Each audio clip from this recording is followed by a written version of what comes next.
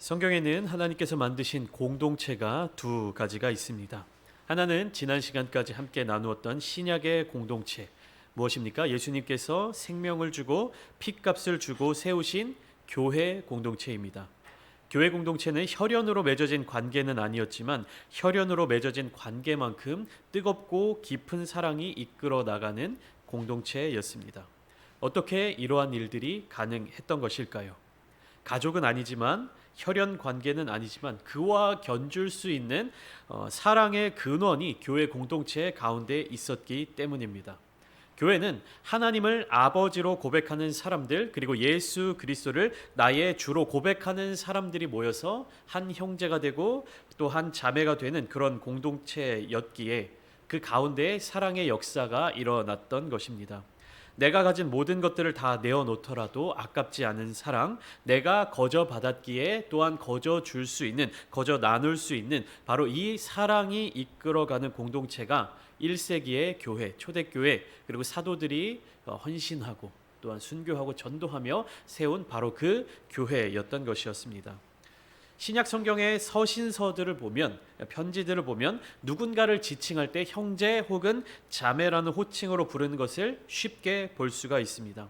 그 중에서 디모데전서 5장 1절과 2절을 보시면 바울은 디모데에게 이렇게 권면을 하고 있습니다.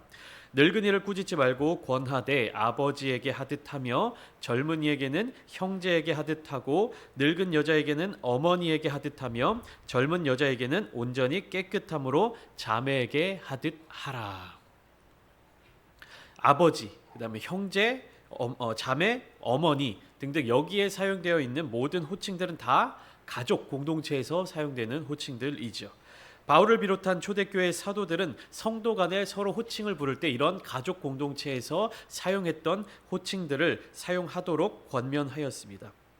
그리고 호칭뿐만 아니라 실제적인 삶의 모습들 속에서도 성도 간 서로 간 가족들을 사랑하는 그러한 마음, 가족 계급과 인종과 성별과 연령을 뛰어넘는 그야말로 파격적인 사랑의 공동체를 이루어가기를 권면했고 초대교회는 실제적으로 그러한 공동체를 만들어 갔습니다. 21세기를 살아가는 오늘날에도 남녀 간의 갈등, 또 세대 간의 갈등, 계층 간의 갈등이 너무나도 심각하고 특히나 요즘은 어떻습니까? 계속해서 몇 주째 이슈가 되고 있는 교사와 학부모 간의 갈등이 심화되고 있고 각종 노조들의 파업과 시위가 이어지고 있으며 남녀 간의 갈등 또 연령 간의 갈등이 시간이 지날수록 시대가 흐를수록 더욱더 심각해져 가고 있는 추세입니다. 오늘날에도 이런 상황인데 2000년 전에 그 상황 속에서 계급, 계층, 차별이 더 심각했던 그 사회 속에서 이러한 모든 차이들을 극복하고 하나 되는 사랑을 이루는 공동체를 세워 나갔다는 그 사실만으로도 이 교회 공동체가 가지고 있었던 능력을 짐작할 수 있게 만들어줍니다. 이러한 교회 공동체의 모형이 되는 또 근원이 되는 또 하나의 공동체가 있습니다. 하나님께서 세우신 또 하나의 공동체, 그것은 무엇이냐면 바로 가정 공동체, 가족 공동체입니다. 태초에 하나님께서 천지를 창조하실 때 하나님의 형상을 따라 사람을 창조하셨습니다. 그리고 그렇게 창조된 남자와 여자에게 하나님은 복을 주시며 말씀하셨습니다. 생육하고 번성하여 땅에 충만하라, 땅을 정복하고 다스려라, 모든 생물을 다스려라, 이렇게 말씀하여 주셨죠.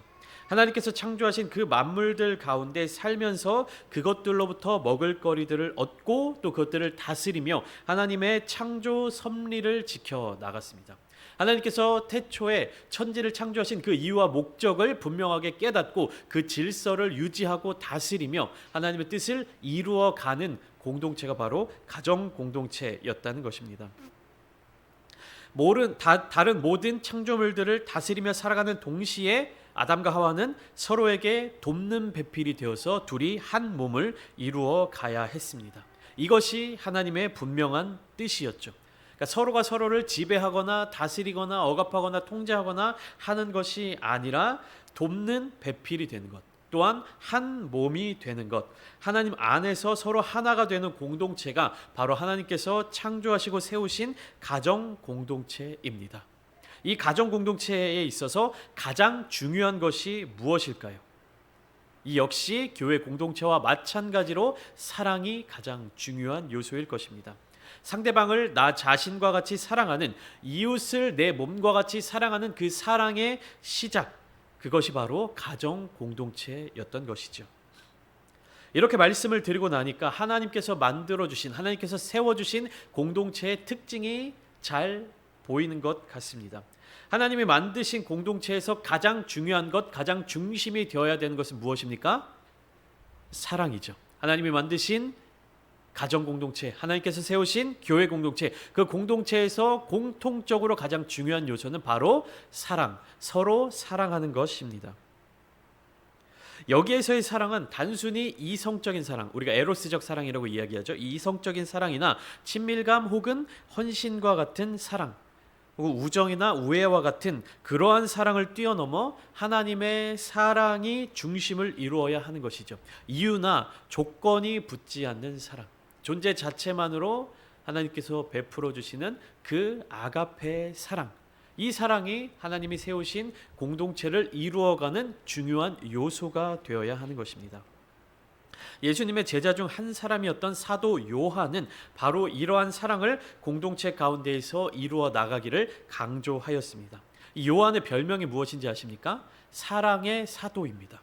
그가 사도로서, 예수님의 제자로서, 또한 초대교회의 지도자로서 교회 공동체 안에 가장 강조하였던 것이 무엇이었냐 하면 바로 서로 사랑하는 모습이었습니다. 요한일서 4장 7절과 8절은 이렇게 기록되어 있는데요. 한번 함께 보시겠습니다. 요한일서 4장 7절과 8절 말씀입니다. 우리 한 목소리로 함께 읽겠습니다. 시작. 사랑하는 자들아, 우리가 서로 사랑하자. 사랑은 하나님께 속한 것이니 사랑하는 자마다 하나님으로부터 나서 하나님을 알고 사랑하지 아니하는 자는 하나님을 알지 못하나니 이는 하나님은 사랑이심이라. 처음 메시지를 던질 때부터 뭐라고 얘기합니까? 사랑하는 자들아, 사랑하는 자들아 라고 하면서 우리가 서로 사랑하자. 사랑은 누구에게 속한 것입니까? 하나님께 속한 것이니, 이 하나님께서 세우신 교회 공동체, 하나님께 속해 있는 이 교회 공동체는 결국에 하나님의 그 성품, 하나님의 그 속성, 사랑을 이루어 나가야 한다는 사실을 강조하고 있는 것입니다. 요한일서를 보면 이렇게 4장 7절 8절 뿐만 아니라 전반적으로, 전체적으로 사랑을 강조하고 있고 사랑을 권면하고 있는 이 메시지들이 가득 담겨져 있는 것이죠. 이러한 사랑의 사도 요한이 그리스도인들로 하여금 경계해야 하는 자의 모습을 또한 설명하고 있습니다.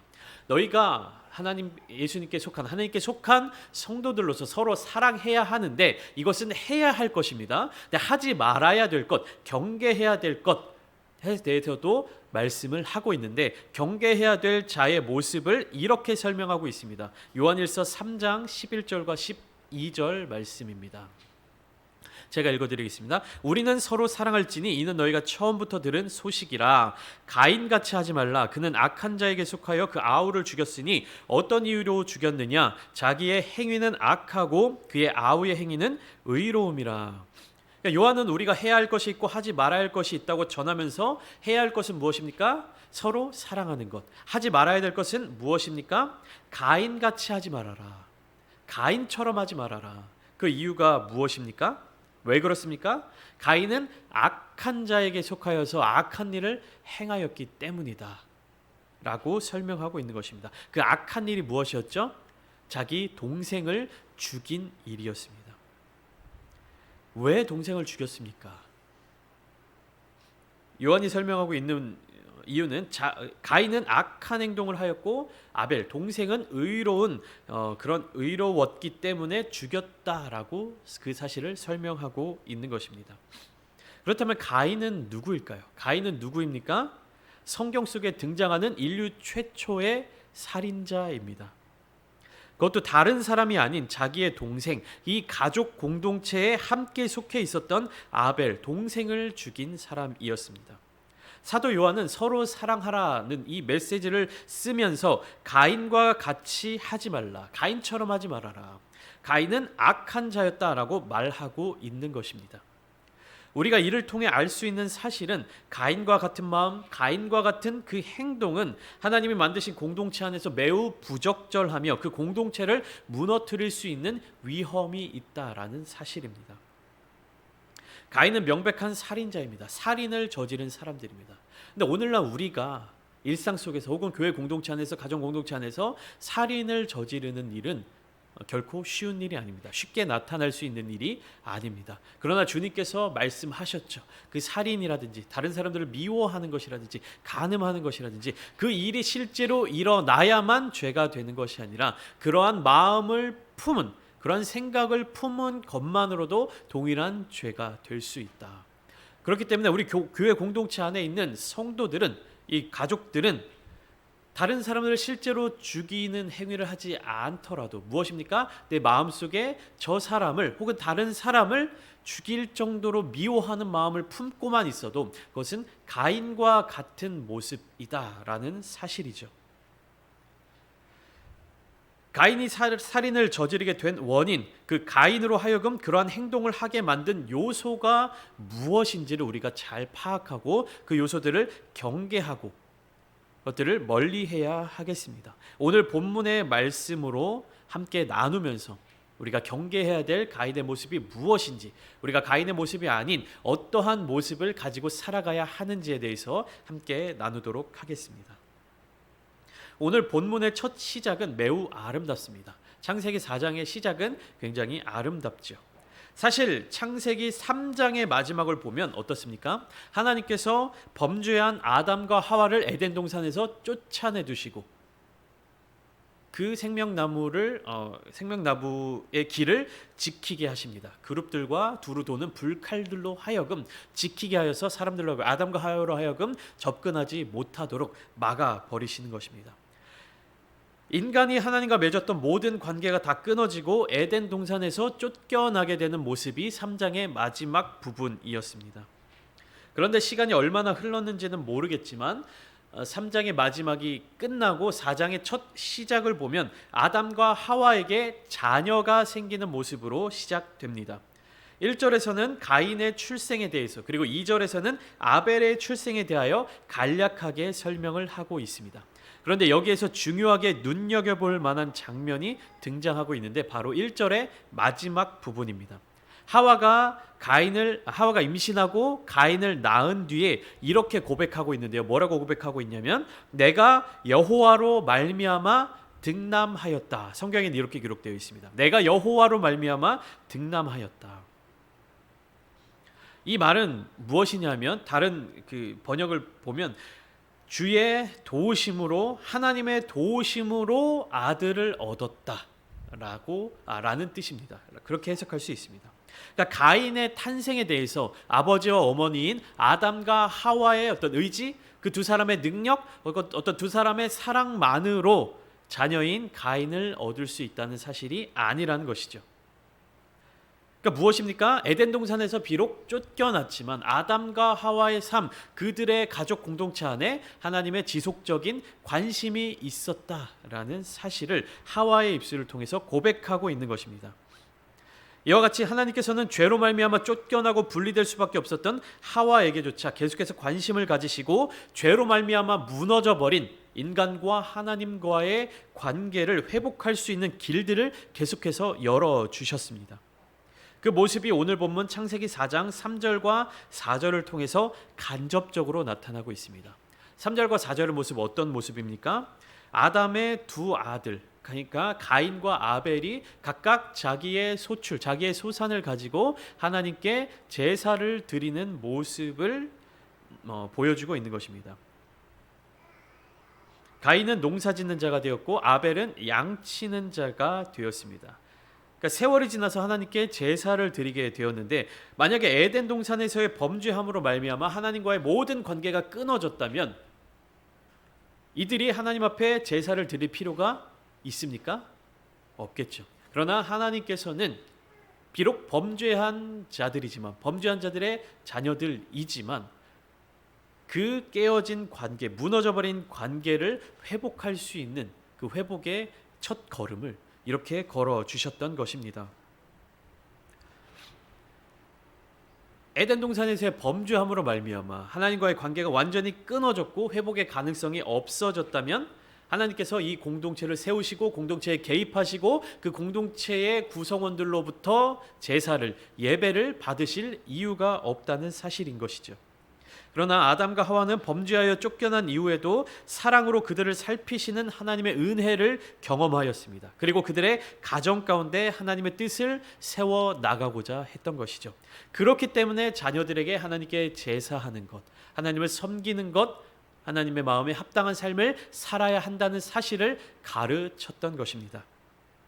그런데 여기에서 무슨 일이 발생한 것입니까? 가인과 아벨이 각자 자기의 소산으로 하나님께 제사를 드렸는데, 하나님께 예배를 드렸는데, 하나님께서 아벨의 제사만 받으시고 아벨과 그의 제물만 받으시고 가인과 그의 제물은 받지 않으시는 일이 발생하게 되었습니다. 이것이 가인에게 있어서는 굉장히 커다란 충격으로 다가왔을 것입니다. 하나님이 내가 드린 제사를 받지 않으신 것, 그거 하나만으로도 충격적인데 거기에 더해서 어떤 일이 생긴 겁니까? 내 제사는 받아주시지 않은 하나님이 내 동생의 제사는 받아주셨다. 그러니까 이 두 가지 사실이 겹치니까 가인에게는 너무나도 큰 충격이었던 것이었겠죠. 이 사실을 알게 된 가인은 성경에 기록된 바와 같이 몹시 분하여 안색이 변해버렸습니다. 여러분 혹시 누군가에게 선물을 주셨는데 그 선물이 거절당한 경험이 있으십니까? 사실 이러한 경험은 쉽게 할 수 있는 경험은 아닙니다. 왜냐하면 일부러 나쁜 마음을 먹고 나를 골탕 먹이려고 그렇게 주는 선물이 아니라면 어떻습니까? 선물을 받는 입장에서는 그 선물을 준비한 정성을 알기에, 그 마음을 알기에 나에게 필요 없는 것, 나에게 특별히 내가 당장 사용할 물건이 아니라 하더라도 그 선물을 거절하지는 않죠. 받아놓고 내가 사용하지 않고 다른 필요한 사람에게 주던지 하더라도 그 자리에서 주는 선물을 거절하지는 않습니다. 선물을 거절한다는 것이 얼마나 모욕적인 행위인지를 알기 때문에 나에게 필요 없는 선물이라 할지라도 그 마음 정성을 생각하며 예의상 감사히 받는 것이 보통입니다. 저 사람이 나를 위해서 이 선물을 준비하기 위해서 얼마나 많은 고민을 했을까? 나에게 필요한 것이 무엇인지 얼마나 많이 찾아보았을까? 라는 그 마음을 알기 때문에 정작 그렇게 준비한 선물이 나에게 필요 없는 물건이라 할지라도, 필요 없는 선물이라 할지라도 그 마음을 알기 때문에 감사히 받는 것이죠. 그런데 오늘 본문에서는 어떻습니까? 하나님께서 가인의 제사를 거절하셨습니다. 오늘 설교를 통해서는 하나님께서 가인의 제사를 거절하신 이유에 대해서 구체적으로 나누지는 않겠습니다만 본문을 통해서 추측할 수 있는 부분은 가인의 평소 행실이나 생활 방식 혹은 죄의 문제로 인해 받지 않으셨을 것이다 라고 생각할 수 있을 것 같습니다. 그러니까 무엇입니까? 하나님 입장에서 선물을 받으시는 분 입장에서 이 선물을 준비한 가인이 하나님을 생각하는 마음, 하나님을 사랑하는 마음, 그 정성을 가지고 선물을 준비하지 않았다라는 사실을 알고 계셨다는 것이죠. 하나님이 제사를 거절하신 이유보다도 오늘 본문 속에서, 오늘 말씀 속에서 더 집중해서 보고자 하는 부분은 무엇이냐면 이 거절당한 이후에 가인이 가진 태도입니다. 하나님께서 자기의 제사를 받지 않으셨다는 사실을 알게 된 가인은 몹시 분하여 안색이 변했습니다. 이 몹시 분하여 안색이 변했다라는 이 원어를 또 다른 문장으로 해석할 수 있는데 이것은 매우 의기소침하여서 그의 얼굴을 떨구었다, 고개를 떨구었다라고도 해석할 수 있습니다. 근데 어쨌든 몹시 분노하였든지 아니면 몹시 의기소침하였든지 이유가 무엇이든지 가인은 아벨을 죽여버리고 맙니다. 성경은 본문 8절을 통해서 가인이 그의 아우 아벨을 쳐 죽이니라 라고 기록하고 있는데 이 쳐 죽이니라 라는 단어는 원어를 살펴보면 무엇이냐면 의도적으로 생명을 끊어버린다라는 의미를 가지고 있습니다. 불의의 실수로 말미암아 내가 의도하지 않았는데 상대방을 죽이게 된 것이 아니라 의도적으로 계획적으로 상대방의 생명을 끊어버렸다라는 뜻입니다. 즉 가인이 아벨을 의도적으로 죽인 것이고 이것은 무엇이냐면 생명을 창조하시고 생명의 주관자 되시는 하나님에 대한 도전이자 또 더 나아가 하나님처럼 되고자 하는 인간의 의도가 내포되어 있는 것입니다. 생명의 주관자, 생명의 주인이신 하나님, 그 하나님이 계심에도 불구하고 그 생명을 내 의도대로, 내 의지대로 만들어 버렸다라고 하는 것입니다. 아담과 하와가 뱀의 유혹에 넘어가서 선악과를 따먹었을 때와 마찬가지로 가인이 아벨을 죽이고 난 뒤에 여호와 하나님께서 가인을 찾아가십니다. 그리고 가인에게 이렇게 물으십니다. 내 아우 아벨이 어디 있느냐? 창세기 3장에서 하나님께서 선악과를 따먹은 아담을 부르시며 네가 어디 있느냐라고 물어보셨습니다. 그때 아담은 내가 벗었으므로 두려워하여 숨었나이다 라고 대답하면서 선악과를 먹은 이유에 대해서 하나님이 나에게 주셔서 나와 함께 있게 하신 여자가 나에게 그 나무의 열매를 주었기 때문에 내가 먹었습니다 라고 변명을 했죠. 죄를 지은 이후 선악과를 따먹은 이유에 대해서 누구에게 책임을 돌리고 있는 것입니까? 하나님에게로 책임을 돌리고 있는 것입니다. 이 말을 바꾸어 이야기하면 무엇입니까? 하나님이 나에게 주신 여자가 나에게 그 열매를 주어서 내가 먹었습니다 라는 것을 바꾸어 얘기하면, 하나님이 이 여자를 만들어 주시지 않았으면 이 여자가 나에게 나무의 열매를 선악과를 건네줄 일도 없고 내가 그 열매를 먹을 일도 없었을 것입니다 라는 의미이죠. 오늘 본문을 보면 어떻습니까? 하나님이 죄를 지은 가인에게 찾아오셔서 네 아우 아벨이 어디 있느냐라고 물어보십니다. 근데 이에 대해서 가인은 하나님께 이렇게 대답을 하고 있습니다. 내가 알지 못하나이다. 내가 내 아우를 지키는 자니까? 내가 내 아우를 지키는 자니까? 라고 대답을 하고 있습니다. 나는 잘 모르겠습니다. 내가 내 동생을 지키는 사람입니까? 왜 나에게 와서 아벨을 찾으십니까? 아벨을 지켜야 할 분은 하나님 당신 아니십니까? 이러한 의미의 대답을 하고 있는 것입니다. 그 책임을 또한 누구에게 돌리고 있는 것입니까? 하나님께 돌리고 있는 거예요. 가인의 이 대답은 하나님이 원하시는 모습이 아니었습니다. 창세기 3장에서 아담이 대답했던 그 모습 속에서도 하나님이 원하셨던 대답이 아니었죠. 그러니까 하나님께서 창조하시고 만드신 공동체에 나타나서는 안 되는 모습이 창세기 3장과 4장에 연이어서 나타나고 있는 것입니다. 서로 사랑해야 할, 또 서로 섬겨주어야 할, 서로 품어주어야 할 이 공동체 안에서 이와 같이 끔찍한 일이 벌어졌고, 또 이러한 죄를 지은 형의 입에서 내가 내 동생을 지키는 사람입니까? 하는 무책임한 말이 튀어나왔던 것이죠. 설령 자기가 죽인 것이 아니라 할지라도 동생의 아픔이 나의 아픔이 되고 그를 지키지 못한 것에 대한 책임을 내가 지어야 함에도 불구하고 가인은 하나님 앞에서 당당하게 외치고 있는 것입니다. 항변하고 있는 것입니다. 그 책임을 하나님께로 돌리고 있는 것입니다. 하나님이 내 제사를 안 받아주셨으니까, 하나님이 아벨의 제사만 받아주셨으니까 이 일이 일어난 것입니다. 하나님이 책임지셔야 합니다 라는 표현이었을 것입니다. 가인의 이러한 무책임한 모습, 사랑 없는 모습, 악한 행위를 경계하며 사도 요한은 분명하게 교회 공동체를 이루는 그리스도인들에게 전달하고 있는 것입니다. 구약의 가정 공동체에서 일어났던 이 커다란 죄악을 경계하며 교회 공동체 안에 그 공동체를 구성하고 있는 성도들에게 권면하고 있는 것이죠.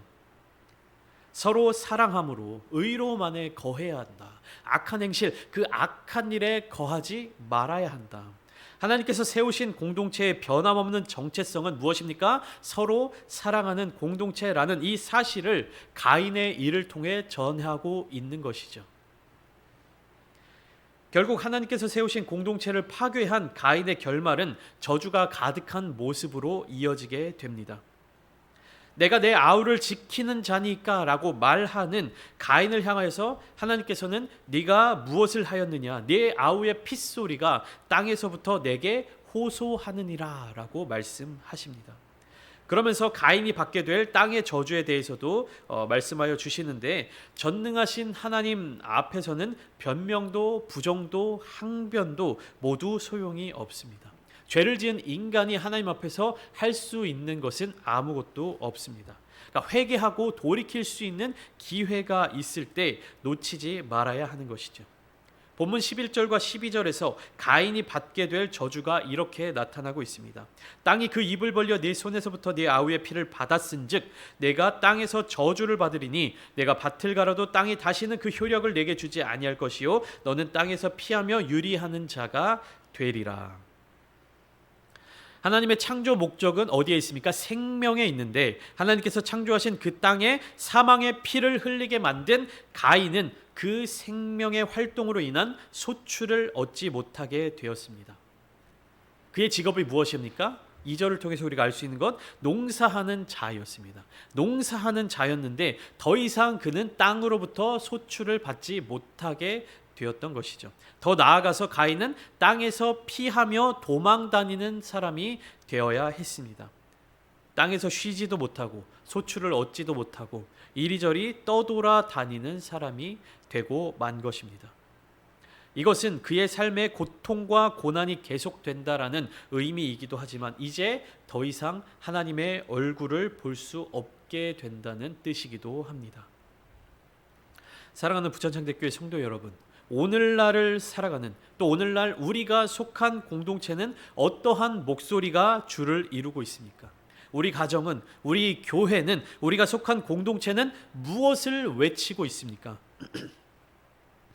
오늘날 교회가 세속화되어지고 변질되어 가고 있고 본질을 잃어버리고 있다라는 목소리가 가득하고 있는데 가장 무서운 교회의 세속화, 교회의 변질은 무엇입니까? 이 교회 안에서 내가 내 아우를 지키는 자니까 라는 외침이 흘러나오고 있다는 사실입니다. 내가 내 아우를 지키는 자니까 라는 메시지는 누구의 입에서 나오는 겁니까? 가인의 입에서 나오는 것입니다.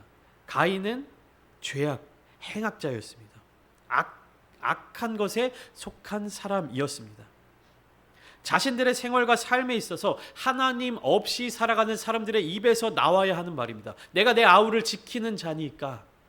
결국에 이것은 무슨 말입니까? 내 유익을 위해서, 내 탐심과 이기적인 욕심을 위하여 무엇이든 할 수 있다는 세상 사람들의 입에서 나와야 하는 모습입니다. 나만 생각하고 나의 유익만 생각하고 나의 이익만 생각하는 사람들의 입에서 나와야 할 이 목소리가 하나님이 세우신 공동체 안에서 들리고 있다는 것입니다. 하나님이 세우셨던 가정 공동체 안에서, 하나님께서 세우신 교회 공동체 안에서 내가 내 아우를 지키는 자니까, 내가 다른 사람을 사랑하는 사람입니까? 내가 다른 사람에 대한 책임을 가져야 될 사람입니까? 라는 외침이 교회 안에서 나타나고 있다는 사실입니다. 다른 사람들을, 공동체의 구성원들을 사랑하기 위하여서 이 삶을 살아내는 것이 아니라 내가 잘되고 내가 은혜 받고 내가 복 받고 내가 평안하기 위해서 거기에만 집중하고 또 이를 위하여서 공동체를 이용하는 모습들이 너무나도 많이 발견되고 있는 것이죠. 우리 안에 하나님의 사랑이, 예수 그리스도의 사랑이 점점 사라져가고 있다면 우리가 이 자리에 지금 여기에 모여서 함께 드리는 이 예배가 어떠한 의미가 있겠습니까? 겉으로 드러나 보이는 예배의 모습만 유지한다고 해서 그것이 진정한 그리스도인들의 모습이겠습니까? 본질을 잃어버리고 그 선한 속성을 잃어버리고 겉으로 드러나 보이는 겉모습만 남아있다면 과연 우리가 그리스도인으로서, 선한 그리스도인으로서 세상 가운데 무슨 영향력을 미칠 수 있겠습니까? 베드로전서 4장 7절과 8절은 이렇게 말하고 있습니다. 만물의 마지막이 가까이 왔으니 그러므로 너희는 정신을 차리고 근신하여 기도하라. 무엇보다도 뜨겁게 서로 사랑할지니 사랑은 허다한 죄를 덮느니라. 마지막에 가까운 이때 정신을 차리고 근신하여 기도해야 합니다. 그리고 뜨겁게 서로 사랑하는 공동체를 지켜내야 합니다. 그러니까 죄를 드러내고 죄책감을 강화시키고 부끄럽게 만드는 공동체가 아니라 서로의 연약함을 덮어주는, 그리고 죄를 지적하고 정죄하는 것이 아니라 정말 진정으로 저 사람이 죄를 회개하고 돌이키고 변화될 수 있도록 사랑의 공동체가 되어야 한다는 것입니다. 허다한 죄를 덮는 것이 사랑이다, 죄를 그냥 덮어준다, 이런 의미가 아닙니다. 죄를 가려주고 그 사람이 정말 그 죄를 가지고 하나님 앞에 나아가서 죄를 해결할 수 있도록 만들어준다라는 것입니다. 죄를 못 본 척한다? 죄를 덮어놓고 모른 척한다? 이런 것이 아니라 내가 상대방을 지적하고 내가 상대방을 정죄하는 것이 아니라 그 사람이 정말로 하나님 앞에서 온전한 한 사람으로 설 수 있도록 기도하고 중보하고 격려해 주어야 한다는 사실입니다. 저는 우리 부천 창대교회가 여기 모인 저와 여러분들이 이러한 사랑을 전하고 이루는 자들이 되기를 소망합니다. 말씀을 통하여 기도함으로 또 사랑함으로 하나님께서 만드신 귀한 공동체들을 단단하게 세워나가시는 모든 성도님들이 다 되시기를 원합니다. 하나님께서 우리에게 베풀어 주신 그 은혜, 주님께서 우리에게 베풀어 주신 그 사랑을 우리가 이 공동체 가운데에서 함께 나누며 세워나가며 이 공동체를 넘어서 저 세상 가운데로 하나님의 사랑, 예수 그리스도의 사랑을 알지 못하는 자들에게 전하는 사람들이 되어야 할 것입니다. 이러한 말씀을 통하여서, 이러한 사랑을 통하여서 하나님의 복음, 하나님의 그 은혜를 증거하시며 삶을 통하여서 하나님의 그 귀한 사랑을 온전히 누리시는 모든 성도님들이 다 되시기를 예수님의 이름으로 축원합니다.